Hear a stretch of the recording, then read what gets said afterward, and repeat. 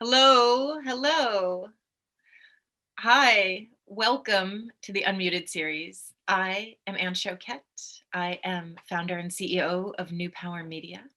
I am thrilled to welcome everybody here today. We have badass babes, we have members of TheLi.st, we have fans of Alyssa Mastromonaco. Most importantly, we have members of the project entrepreneur community. I am so thrilled to have everybody here today for this conversation. I have been plotting and planning this conversation since before the election, since the end of last year when we had no idea what 2021 would bring. And this is really an amazing opportunity to get a peek behind the curtain about what's really going to happen. But first, I want to bring in Jamie Sears. Hi, Jamie. Hi. It's nice to see you bright and sunshiny in your red. Jamie is the head of community affairs and corporate responsibility for UBS. I'm sorry, I had to check my notes. I want to get the title right because most important to me and for this call is you are the fearless leader of Project Entrepreneur, which I just want to say there are a lot of entrepreneurial projects out there in the world, entrepreneurial programs. And frankly, it is the most important work that we can do these days, is to figure out how to get women closer to funding, get their businesses to scale and to grow, and to help them make their dreams come true. They have a vision for how they want to see the world. And Project Entrepreneur is par excellence, that you bring such gravitas and such excellence in the information you deliver, but also in the way in which you look at the whole woman. That you are not just saying to her, here's how hard you have to hustle, here's how much you're going to have to work, here are all the people that you need to meet, here's all the decisions that you're going to have to make.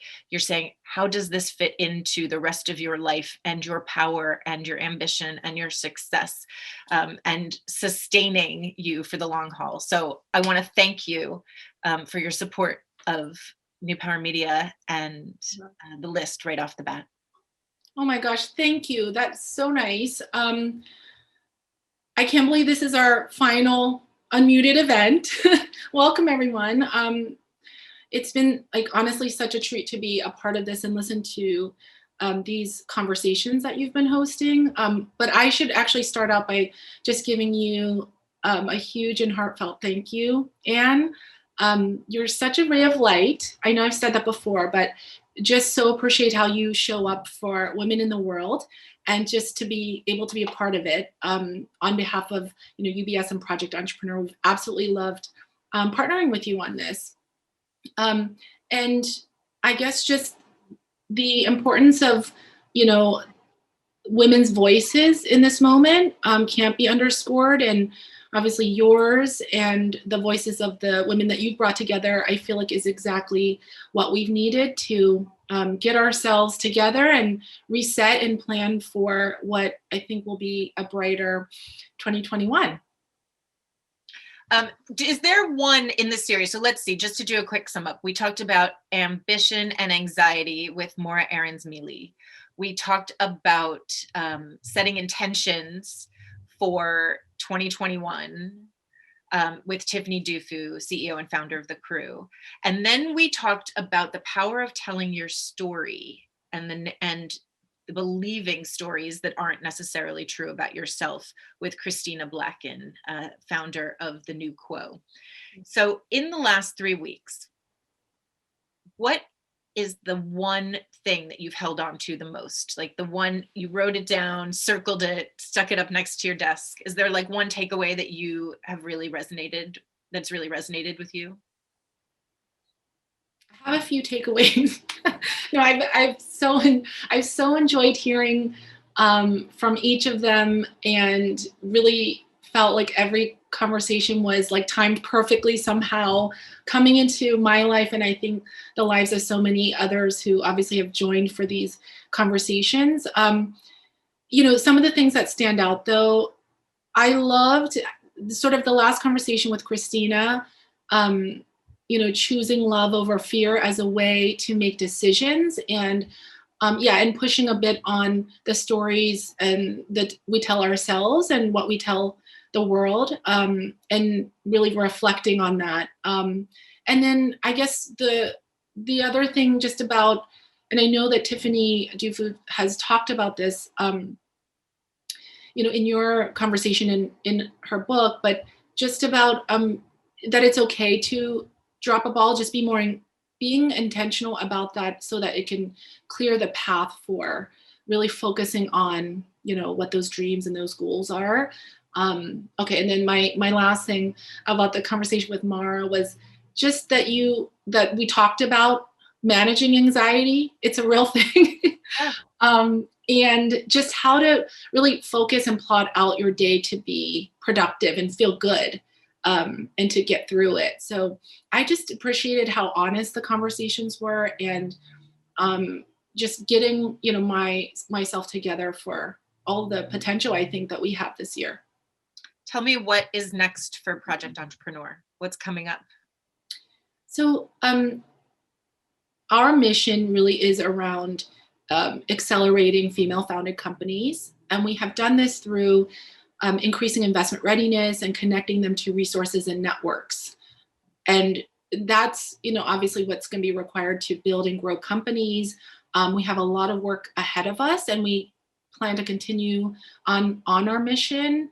The community building aspect, which I don't think gets enough attention. I know we talk about it a lot, but really having that group of people around you that believe in you is, that's important for many reasons, but for founders especially. I think just weathering 2020 and getting ready to continue to build up and do more this year, we will really invest in the social capital of Project Entrepreneur as well, and being really intentional about building those networks. And we can, we figured out how to do some of that virtually, and obviously hopeful that we'll be able to do a lot more there.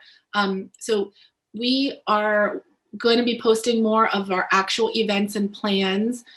For people who aren't already part of our list, they can go to our site at the UBS website. It's actually ubs.com/elevating entrepreneurs. So can sign up there for updates, but we are, doubling down or tripling down or whatever on, our mission, and excited to, work together as a part of community. I feel like that's going to make everything more possible this year. I mean, I have to say, I've really loved this year of digital events where I can connect with other women while I'm wearing my socks and from my couch. And I really feel like I have a stash in my drawer of Zoom lipsticks. And so that really, that has taken a lot of the, has freed us in a lot of ways to connect more and to see each other more. Although I'm really hungry for hugs and kissing everybody hello and being in each other's company. So until then, I'll be looking forward to some Project Entrepreneur programming. And I thank you again for being so supportive of the sisterhood of New Power Media and of TheLi.st. So okay, I'm not going to let you go without asking you, Anne, because we're so grounded and rooted in supporting female founders. So as a founder and CEO of New Power, would love to hear what you have ahead for 2021 and how we can help and support you and your success. Thank you for asking. New Power Media is on a mission to create a new dynamic of power, one that is diverse and collaborative and transparent and accountable.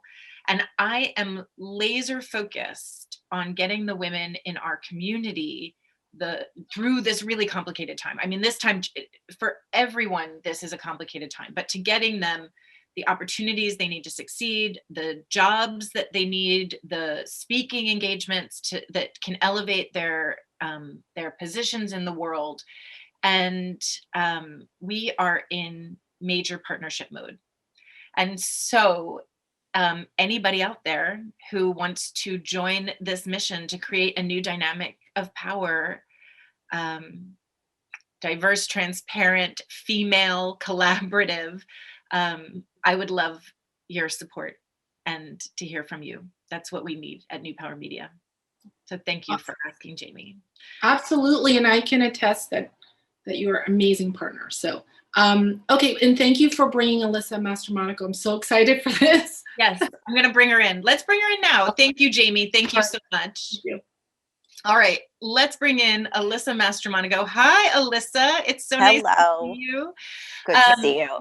So I'll just give you the official formal welcome here. As I move my screen around. Alyssa Mastromonaco, New York Times best-selling author, former White House Deputy Chief of Staff, and co-host of the amazingly hilarious Hysteria podcast. I am so thrilled to have you here. Oh, also, I forgot to mention, rising star on the jam circuit. She has some new COVID habits, and what I love is that it's not just enough to like make jam in your home, that you have turned this into like a proper jam making business. So I'm so thrilled to have you here. Thank you for having me. Yeah, there's jam inventory for sure. What was the jam flavor this weekend? What did you make this weekend? It's grapefruit marmalade. I mean, that sounds delicious. It's pretty good. I'm still working out my recipes though. This one's trial and error. I think like that's the beauty of jam, right? It's like you don't want it to be perfect. You want it to be No, exactly. I'm so thrilled to have you here. When you and I first started talking about this conversation, we had no idea what 2021 would bring. I don't think we had an election yet. I think we were all we were hopeful and yet naive. We were worn down from 4 years of being sidelined and diminished in every single possible way. And even then, even now, when thinking about what's ahead, I want to be hopeful. I want to be excited. I feel like it is Monday morning. I feel like every day is Monday morning, and you've got this huge to-do list of everything that I want to see done. I want to see COVID and immigration and climate change and impeachment and white supremacists. I want to see all of this like taken care of right now. Deep breath. You are here to be our guide about what can we expect for the first 100 days. So with my gigantic pile of to-do list, everything piled up Monday morning, help us sort out what can we really expect to see first. Okay, so at a very macro level, you're looking at cabinet confirmations. This is very important. Biden is so far behind because of the obstructionist Mitch McConnell in the US Senate. He's so far behind on having people confirmed. I think as of this afternoon, Tony Blinken, who'll be Secretary of State, who is a wonderful human being, I think he'll make number 5. We in the Obama administration had 5 people confirmed on Inauguration Day. So you're going to have confirmations and hearings. You're going to have COVID. And then 4 things. Just a continuous parade of executive orders, which I'll explain in a minute, and impeachment. So those are the big 4 first things. And what will be an interesting thing for everybody to watch, I'm not sure how many people are State of the Union nerds like I am. Technically, the president's first State of the Union is not a State of the Union. It's a joint address to Congress.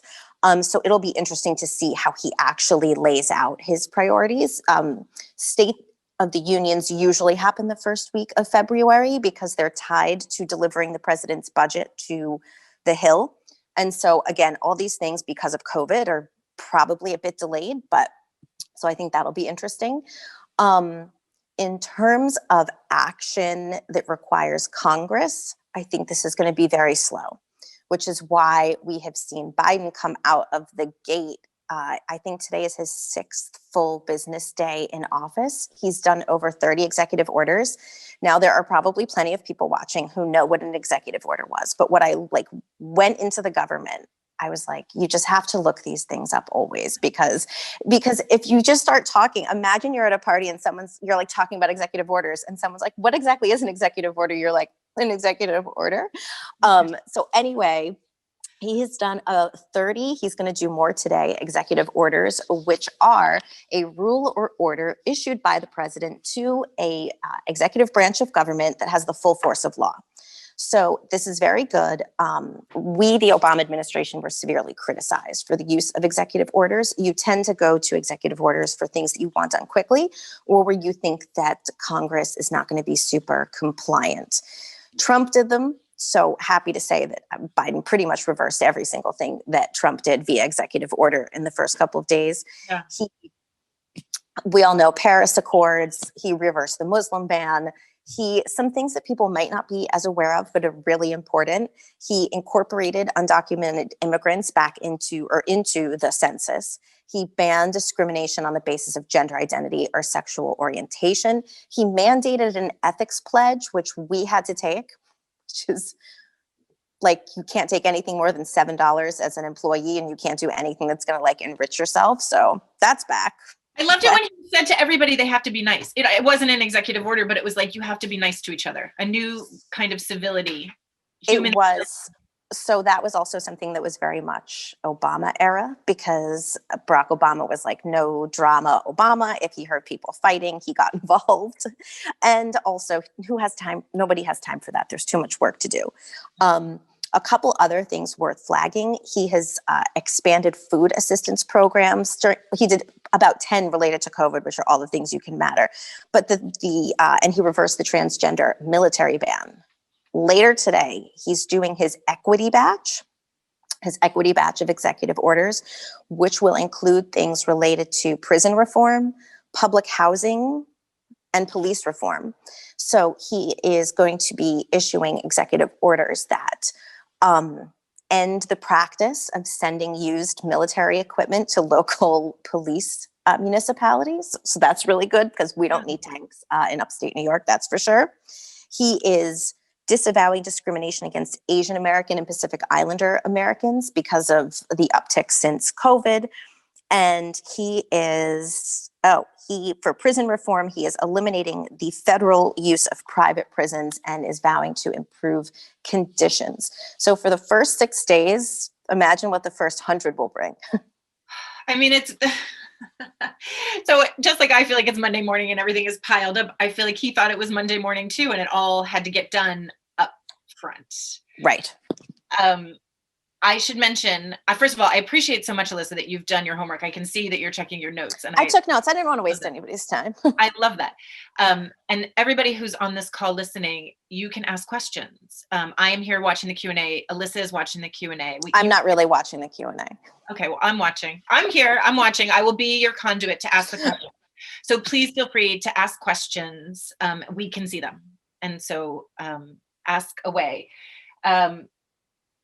What does it mean? What are the opportunities that Biden has that no one else has had before? I mean, he has, or recently, he has Republic. I mean, he has House of Representatives. He has the Senate. He has the executive. What can he do now? What can we do now? So he can pass laws. Here's the problem, though. Democrats are kind of assholes. You know what I mean? It's like they are. I'm a Democrat. I love it. I'm kind of a socialist, but that's fine. But Republicans are so much more lockstep than Democrats are. And so we do have a majority in the House. It's a slimmer majority than it was a year ago. The Senate is 50-50. Kamala Harris is the tiebreaker, and we have members like Joe Manchin, who is a little bit more, he puts the conservative and the moderate that he talks about. So on the one hand, we do control all three branches. The country, though, is still more divided than ever. Yeah. So he can, in theory, pass laws, but it means keeping every single member of the Democratic caucus in step. And that's going to be hard.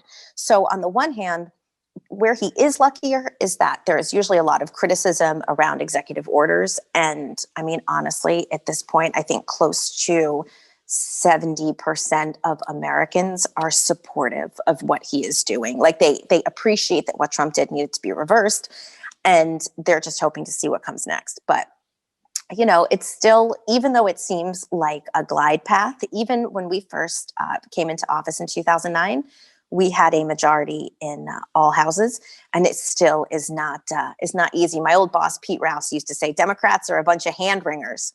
He'd be like, oh, I can't support it in my district. So we'll have to see. We'll have to see. I think that it looks easier than it is in terms of getting things like that passed. I mean, do you think we're in for less rancor? Are we in for no? You squint and say no. No, we're not. We're not. This is not a moment of kumbaya and everybody joins hands and wants to work together. Are we in for more? More. I More mean, division? look, I have a very specific point of view, which many folks watching may not agree with, which is that I lived through 6 years in the Obama administration where we had to produce our fucking birth certificate to prove, to get people to stop, to get reputable news organizations, the New York Times, CNN, and others, to stop asking us to produce the birth certificate. So I think that where we are caught up and is that for the past 4 years, news has become entertainment. Whether we like the entertainment or not, it's become entertainment. And unfortunately, you have a lot of news organizations that have ratings that are dependent on people wanting to watch. And so one of the things that I thought was pretty interesting is Jen Psaki, the new White House press secretary. I have known Jen since we were little tiny babies on the John Kerry for President campaign in 2003. What does she do? First day out of the gate, he has been sworn in. They have been working their asses off, and she takes to the podium at 7 p.m. on Inauguration Day to do a press conference. She comes armed with information. People are asking her about relations being normalized with India, and she had an answer for that. And so it blows my mind, but the level of the questions that the press are asking are still very clickbait. Like it was really disappointing. And so I think that in as much as Joe Biden can stand up and say, I'm the unity president, I want to do this. In some ways, like nobody wants that. Like I think Democrats do. I think we want to see unification, but I think how it plays out in public is going to be a bit painful also. I wouldn't mind trying. I think it would be okay. I mean, I kind of want it a little.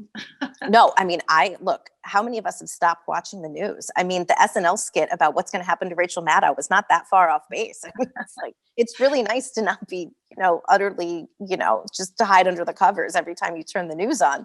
But for him in the first 100 days, I don't think it's going to be as kumbaya. I think that a lot of the Republicans, especially who spoke out against Trump, got so, ratioed and attacked that they're going to be even more cautious. Like a Mitt Romney, a Lisa Murkowski, who said, what Trump did is terrible. I would consider voting to convict. And then they just got destroyed in their districts. And I think that there's like a level of self-preservation, which, I mean, if you're in the government for self-preservation, I just feel like you should get a different job. But I was hoping that I wouldn't have to talk about Twitter or Trump in the early part of this conversation, but Leah Goldman, who we love and adore at TheLi.st, has asked a question about how much actual influence will Trump exert out of office and off Twitter. What do you think? I mean, look, I don't want to get giddy because he's done so much damage. And I think that he may just be laying low. However, that press release they sent out from his new executive presidential office endorsing Sarah Huckabee Sanders. I mean, talk about a fart in the forest. Like, who was even paying attention? So I think that we have to see what his endorsements actually do for people. His endorsements were not super effective this time around. And so it'll be interesting to see if people even want his endorsement. Like, did Sarah Huckabee ask for that press release along with her 8-minute ad? But I don't think that I don't want to be crazy, but I think that other people like crazy Josh Hawley and Ted Cruz are people we actually need to be a little bit more worried about. Because I don't know if anyone saw it, but the guy who's like the number 3 or 4 at QAnon apparently posted to whatever universe they communicate in, and was like, look, we gave it our best. So I thought that was encouraging. Let's talk a little bit about impeachment first. Sure. And so since we're here talking about it, we had a conversation the other day with a woman who is a far-right extremist expert who talked about the importance of accountability after the siege on the Capitol. And so here we are with an impeachment trial scheduled, right, early February. Let's talk about like what's good about it, what's distracting about it. So a lot of of moderate Democrats and Republicans who are co-opting this, right, are saying we shouldn't be doing this. He's gone. Why are we worried about it? It's going to slow everything up. And then Mitch McConnell was like, oh, wait a minute, let's slow things up. And so really what could happen is that if you were in the United States Senate, as I was for many years, the floor managers could break up the day and say, we're going to do confirmations in the morning, we'll do impeachment in the afternoon, et cetera. Republicans were basically like, yeah, we're not doing that. That's not going to happen. So what's actually happened now is impeachment is going to begin in earnest February 9th, I think it is. So between now and then, they're going to rush to get the COVID relief bill passed, which right now it's the proposal is 1.9 trillion. And even some Democrats are like, I don't know if we can support this. And the Republicans are definitely like, this is too much. So for impeachment, I mean, look, bottom line, if we do not hold, the president has been impeached by the House. What we're talking about now is conviction by the Senate. He was not convicted last time around. Now, I just don't see how, I don't buy the argument at all that we should be skipping impeachment, because if any president thinks that in the last couple of weeks of their presidency, they can do anything and not be held to account, that's a really bad precedent. Also, if this is not impeachable, then what do we have impeachment for? If impeachment can be about a president lying under oath about having sexual relations with someone, but not for inciting a riot against his own government, then what is it for? And also, if he were to be convicted, which is of course based on statements that members of the Senate are making, Republican members, you know, it doesn't look overwhelming. Like there's like a lot of appetite to convict, but if they were, he would lose his Secret Service. He would lose his $1 million a year travel stipend. His kids, I don't know how many people caught this, but on his way out of office, his kids, he signed 14 members of his family up for extended Secret Service protection. And we still do not know if he pardoned himself or his family. And we wouldn't know that unless they were convicted. And then he could be like, oh yeah, wait, I pardoned myself. So we don't know any of this. So he needs to, I don't mind him living on the high wire. All right. When the, back to the sort of core issue about the impeachment, let's talk about what levers does Biden have to talk about to battle white supremacy, to battle that extremism? What can we expect to see to counter? So a lot of his executive actions are focused in that vein. The DOJ is doing investigations. You know, I think that the one thing that we learned, the most important thing, is that it comes from the top. Is that Donald Trump and his campaign in 2016 were a permission structure for white supremacists, white terrorists. So I think that Biden just needs to lead by example. Like that's the most important thing. And I think that working with the governors, I mean, look, most of what we know, white supremacy, like the Klan, comes from people who are disenfranchised, people who are like, I'm broke, my life is terrible, and everybody wants a reason why, right? Donald Trump gave them the reason why. It's because of brown people. It is because of liberals. It's because of people who live in New York State. He gave them the reason that they were miserable, even though that is a complete farce. So I think that in as much as Biden just needs to lead by example, I think that we need to hold people to account. The Ted Cruz, the Josh Hawley, like people within their own party really need to be like, you do not represent us, like Liz Cheney. There are people who were like, this is too much. We don't stand for this. And so like, we'll have to see more of what Biden comes up with policy wise, but the most important thing is calling it out when you see it, calling it what it is, and leading by example. I love that. Let's talk about leading by example for COVID. So COVID is at the core of so much of what it is the core of problems. It is the core of illuminating problems that were festering. What I loved from Amanda Gorman's speech is when she said that we've learned that quiet is not peace, right? And that and how this year we've really just like cracked open so many problems that are here. So let's talk about how can we, first of all, like what's happening with COVID? You had said that we are in triage. We are like 100% must focus on getting COVID sorted before we can do anything else. We are. And here's why. People don't have a lot of fuel left in the tank, literally and figuratively. Right now, we have been, people have been doing their best by and large since last March.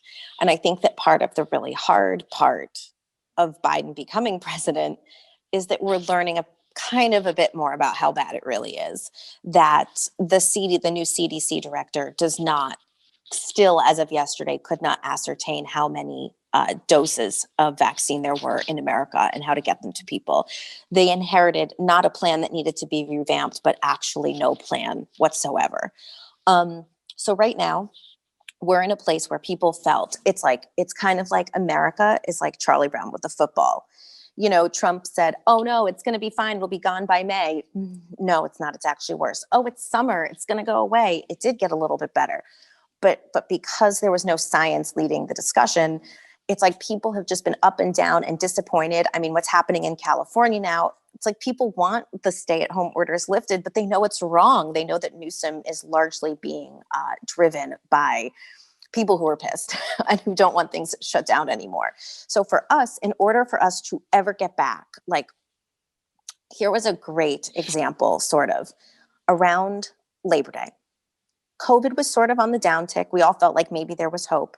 And so what happens? Like lots of places open up, the end of the summer holiday, people want to celebrate. And what happens? Shop owners, restaurants, they go out, they buy supplies for big Labor Day weekends. And people were not being careful over the summer. It starts to spike. And what happens? Small businesses that have been holding on as long as possible go in this like fit of like excitement over new business. And so many of them ended up donating all of the food that they bought to local food banks, which was wonderful of them. But so many of them closed down because there has not been a trustworthy sort of battle rhythm to any of this. And so now here we are, it's winter. They said it was going to be dark and bad. It's dark and bad. We hear there's a vaccine. Everyone's excited. What happens? People are going to get the vaccines here in New York State. Old folks from the city are driving up to get appointments in Utica, which is many hours away by car, to get there and find out they're out of vaccines. My parents, friends, and family, all of their vaccine appointments were canceled. So here you are. You think you're doing great. You get your appointment. You're just a heartbeat away and nothing. So everything Biden has to do is figure out messaging. So one, every single American should know where to find out the information they need about the vaccine. There are so many media companies out there that want shine, for helping. Well, I'm going to help, with COVID. How can I help? Why don't you do graphics in like 100 different languages that tell every single person in this country where they can find the information that they need? One of the things that I've heard the Biden folks are considering, back when we were in the Obama administration, one of my heroes was Craig Fugate. He was our FEMA administrator. He was not He was not a bureaucrat. He broke boundaries. He cut through red tape. And his thing is, you have to train hundreds of thousands of people to be able to go door to door and be like, did you get your vaccine? Here's your information. Because not only that, you have so many people who have been unemployed, who are afraid that if they go to get the vaccine, that it's a ruse, that it's a joke, that they're going to get arrested, if they haven't paid their taxes. And so you have to make it as easy and comfortable for people as possible to be able to go and get it. Because until people are vaccinated, we're just fucking screwed. There's a lot of women on this call, actually, who could be in a position to really help. And I saw a couple of questions go through of saying, like, how can I help? What can I do? And I think that that's a really amazing, actionable thing that you can do in your community, is that if you have levers to spread information. Go to your Department of Health. Go to your local Department of Health, and if you have a platform or you have a way or you have the infrastructure to help them get the word out, that is the most important thing. And particularly for communities of color that have been so disproportionately affected, you know, and the ways in which we need to get help there first, foremost, more. Right. This is, you know, the places, I think that any of us would agree, we all want the vaccine, but I want places where people have been hit the hardest, where comorbidities are abundant, where people are suffering. They should 100% get the vaccine first. And so but they need a plan, because the thing is that we can't have this like almost weirdly Darwinian, like, how do we get the vaccination? And so they need to lay out a plan so everybody knows their place and time, right? Because I don't care if everyone's getting it this week, if I'm getting it in 3 weeks, and I have confidence that I'll actually get it that week. So let's talk about another crisis that was spawned by COVID, one that I care very much about, which is the crisis for working women, working mothers. 850,000 women out of the workforce at the end of last year, another 150,000 earlier this year.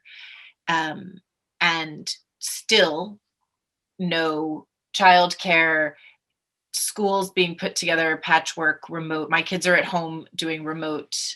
My mother works in a school that is sometimes remote, and sometimes they call the kids into school. It seems there's a lot of complications there. When Trump said at the end of last year, we want to get your husbands back to work, I was like, we want to get the women back to work. Right. So let's talk about, and really, it's funny, this is what matters most to me, is that for so long we've talked about how it's women's responsibility. They can hack their way. They need to be more devoted. They need to spend more hours. This is not a problem that women can hack their way out of. This is not a problem that women on an individual level can solve, that it requires policy, and it requires government. I recognize this is not part of triage, but it should be really close after triage. Like, what can we expect the Biden administration to do for working mothers? Well, one of the things, I don't know entirely the answer to that. But Biden, we can't forget, was a primary caregiver. Like, he feels this, I think, more acutely than any other president who has probably sat behind that Resolute desk. So for him, I'm sure that most people saw there was a New York Times op-ed called A Marshall Plan for Moms, where lots of famous ladies, but also some scientists were saying that. And some listers. That's right. And some listers were saying that moms should get $2,400 direct payments per month ad infinitum, like as long as it is possibly needed. Now, I think that specific thing will happen? I think that's hard. Considering right now, we're still trying to get the $600 COVID payments out. However, I think things like that are very helpful, that op-eds and plans like this are helpful in inspiring thought within the administration. They read all these things. They see these things. They sit down at their 7:30 meeting and they're like, did anybody see the Nancy Drew book? Did anybody see? I love that's what's on your desk. That is the closest reach is your Nancy Drew. Mystery at the Ski Jump. Working on something. So I think that it is first and foremost, I think that they are keenly aware that school is the barrier to entry, of re-entry for most moms. And so they are working desperately hard. And there are some EOs to this effect. They're working on how do they deal with standardized testing. You know, it's not fair in states where there are standardized tests at the end of the year that kids be held to what? Like the kids who are in class versus the ones in every state, it's different. So Biden's number one priority, he has said, beyond vaccination, is figuring out how to get kids safely back to school so that teachers feel safe, so that the janitorial, custodial staff feels safe, so that everybody feels good.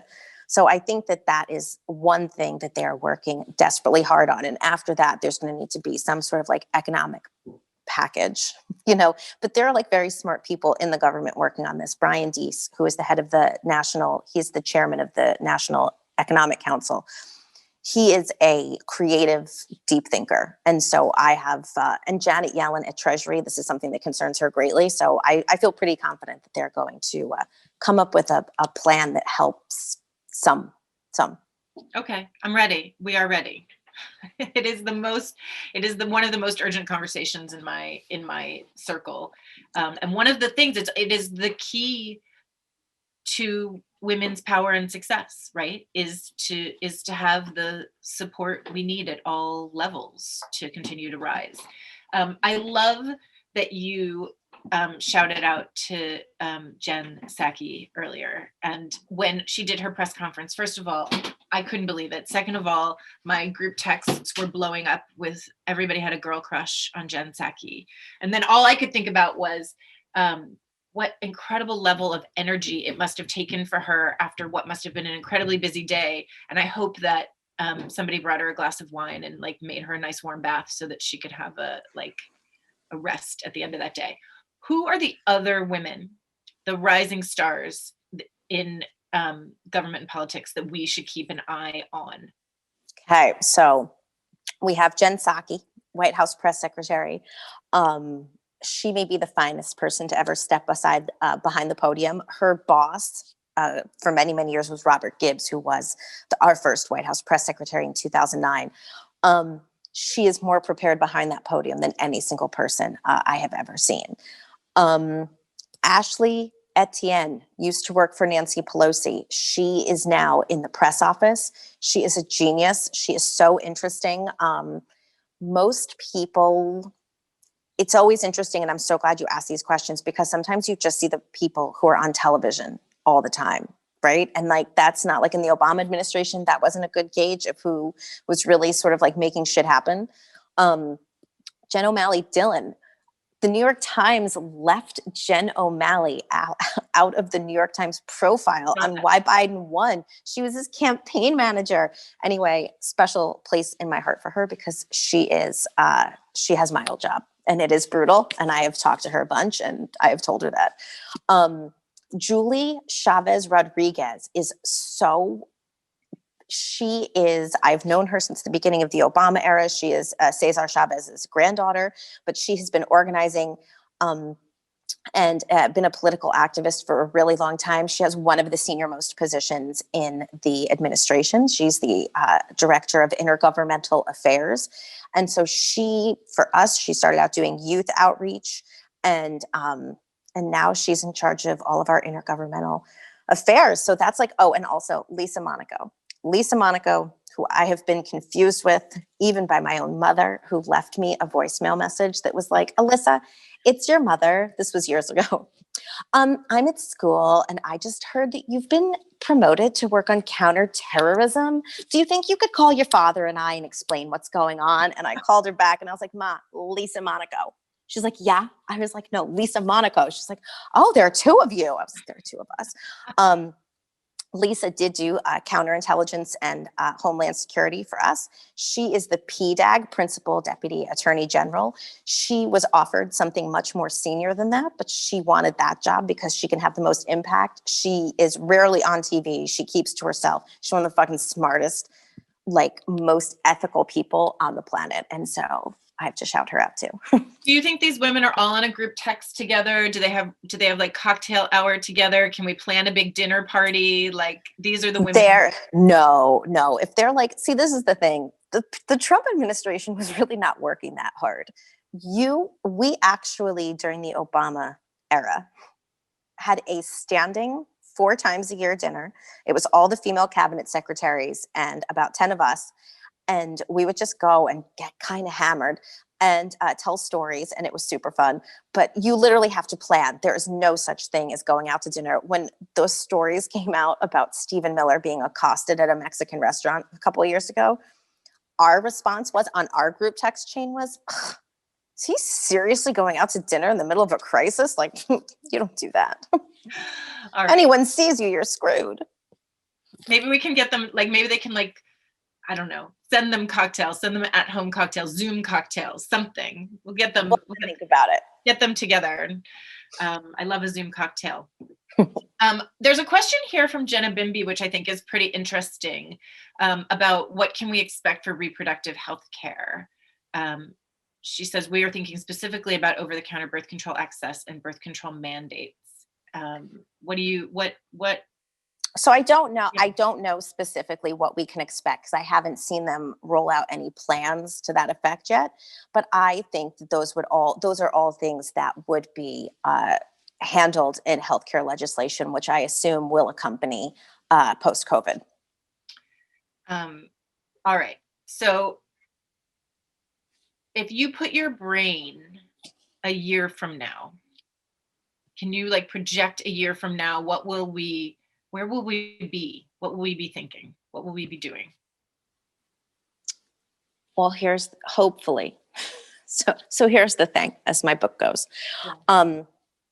Look, if everything is great, if COVID has been quelled, if people are vaccinated, if we have all gotten the second vaccinations that we were told we need, but now it's like, I don't know if you need that second vaccination, that booster. I am hoping that we are in a place where we can actually be addressing more interesting issues, aside from just keeping people alive and getting them over the finish line. I think that people have spent a year in such extreme austerity that, I wouldn't be surprised. Like the things that Trump did really did make the stock market thrive, mostly because he put business before people. And I guess businesses were fine with that. And so was the NASDAQ. But I'm hoping that we are in a place where everyone is a bit back, on their feet, and we can start talking about, the real, like, it's very funny, not funny, but when you think about over the summer, these like huge, lofty discussions that we were having about Medicare for all and student debt and how do you give people more opportunity? And now we're just like, we got to keep everybody alive. So I'm hoping that a year from now, we are in a very fortunate place to be able to be talking about things that are beyond how do we get people just back to work and keep them mentally healthy and physically healthy so until the time that they can. Yeah. Okay. Keep everyone alive.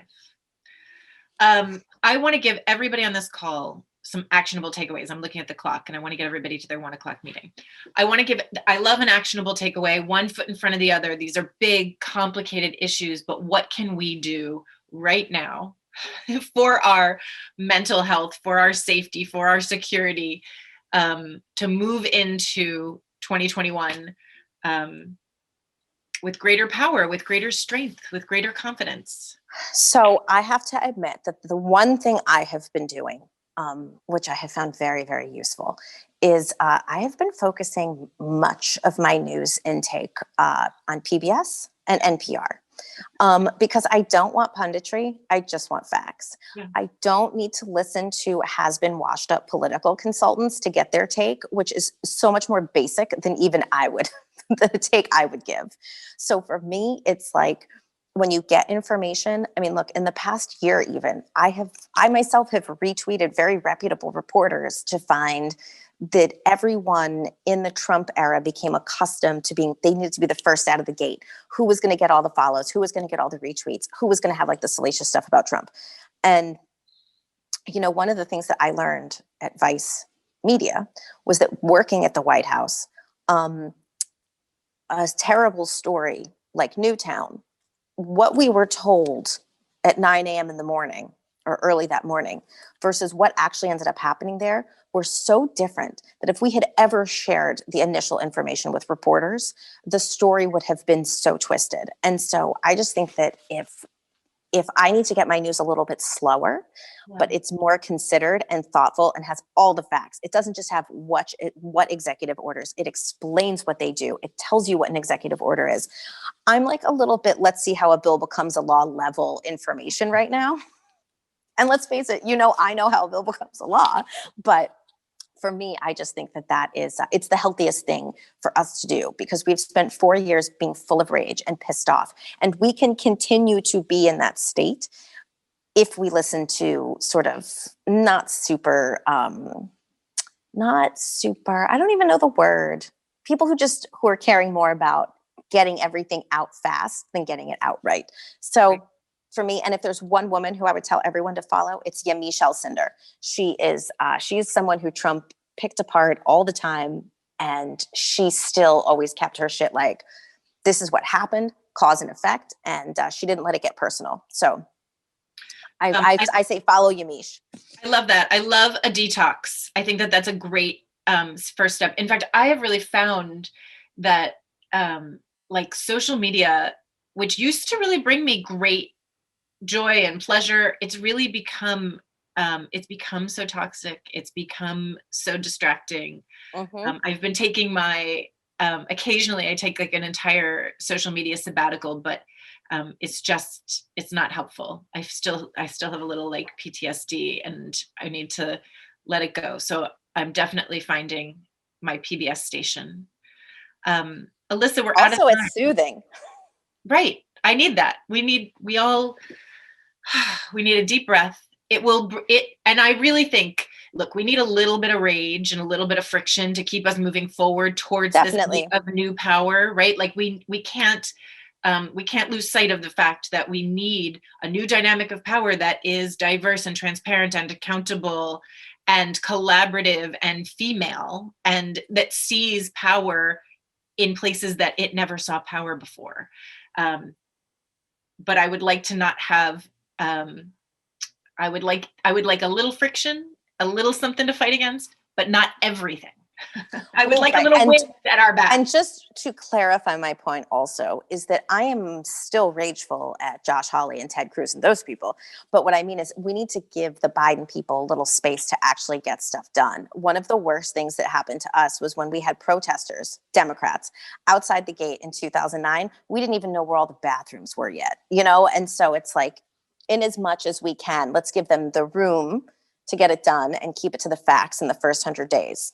All right. I love it. Thank you, Alyssa, for being here with us. Thank you, everybody, for joining us, especially those of you who've joined us for this entire Unmuted series. You can follow up with Alyssa, hear more from her at Hysteria Podcast. I highly recommend the jam content that she is creating on her Instagram. It's exactly what I need after a long week. You can watch the rest of the Unmuted series at TheLi.st /unmuted. You can follow up and see what we talked about with Tiffany Dufu and Christina Blacken and Maura Aarons-Mealy. And thank you. Thank you all. Bye. Thanks.